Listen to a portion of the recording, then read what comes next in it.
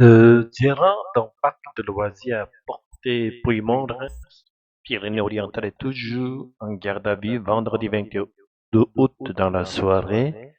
Il est soupçonné de discrimination après avoir refusé l'accès à un groupe de 150 enfants israéliens en vacances dans la région.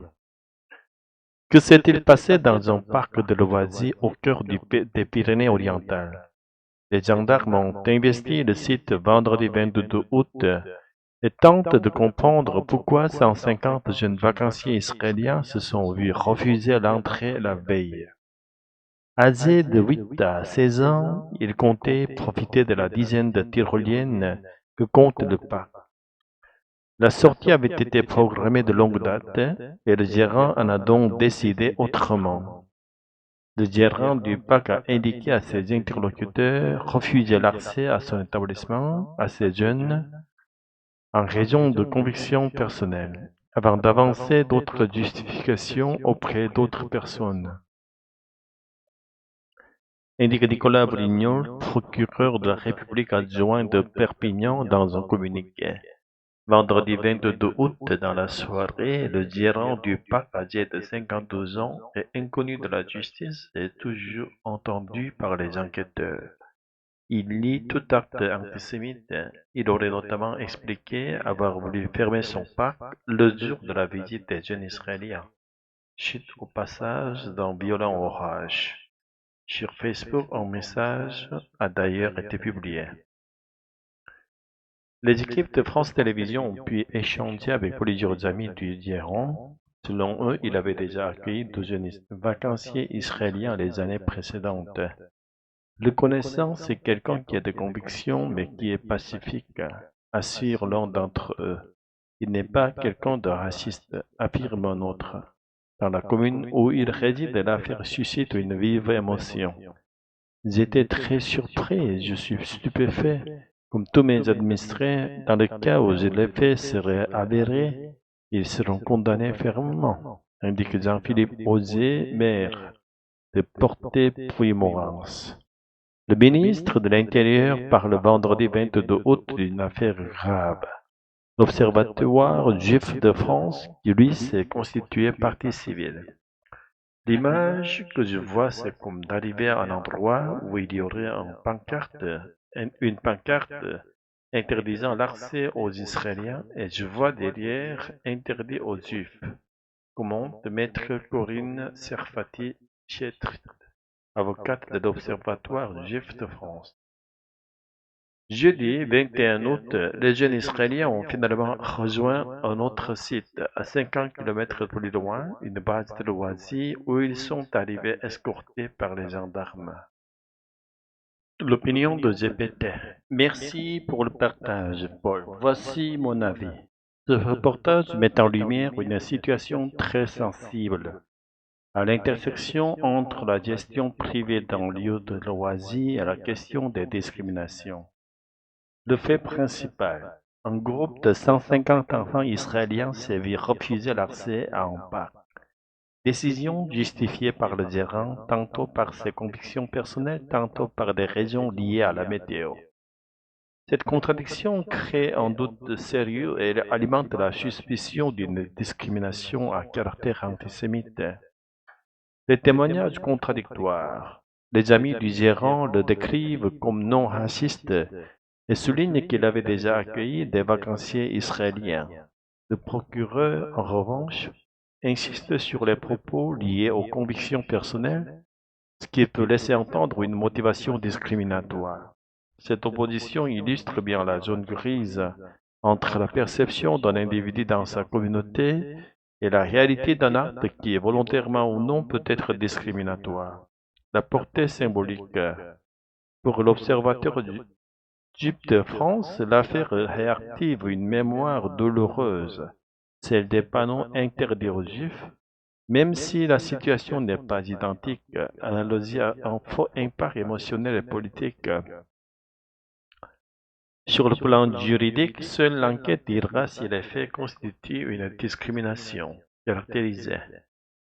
Sur le plan social, l'événement a déjà un effet délétère. Il crée de la méfiance et alimente le climat de tension autour de l'antisémitisme en France.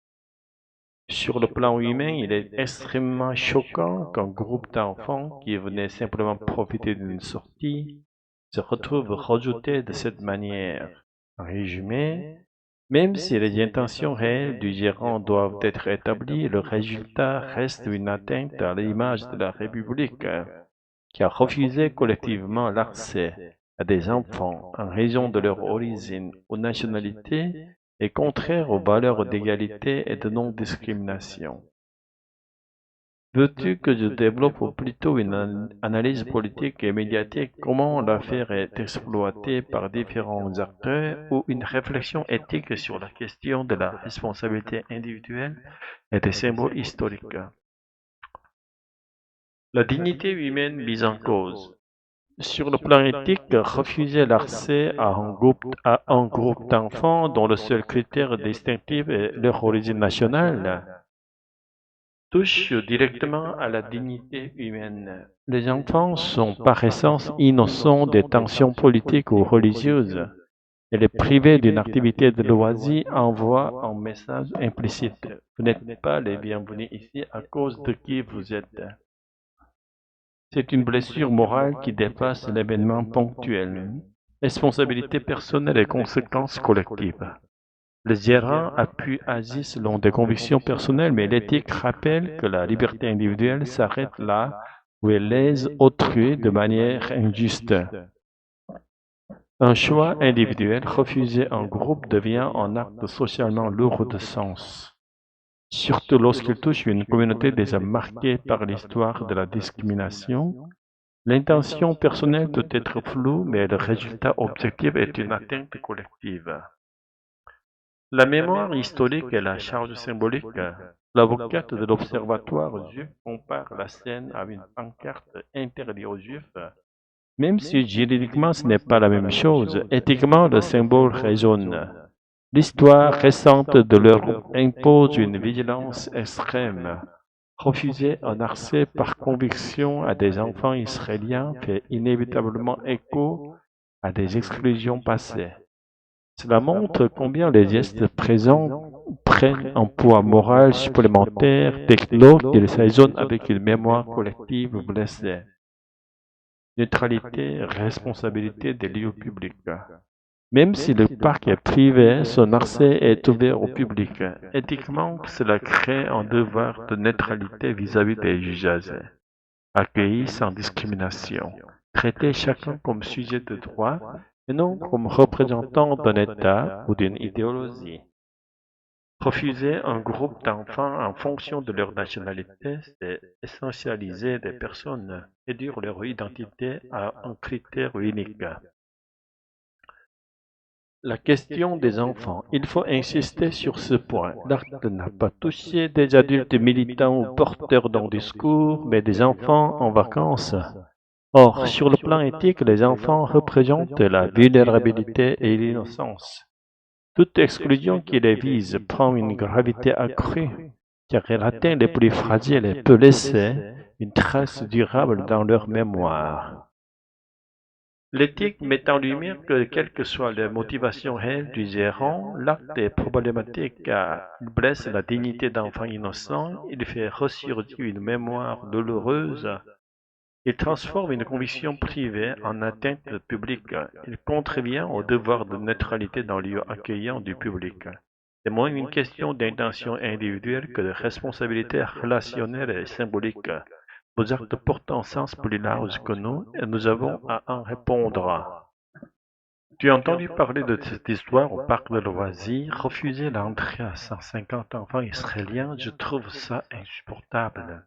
Oui, j'ai suivi l'affaire.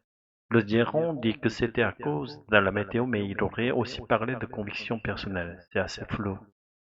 Peu importe ces justifications, éthiquement, refuser des enfants à cause de leur origine, c'est une atteinte à leur dignité.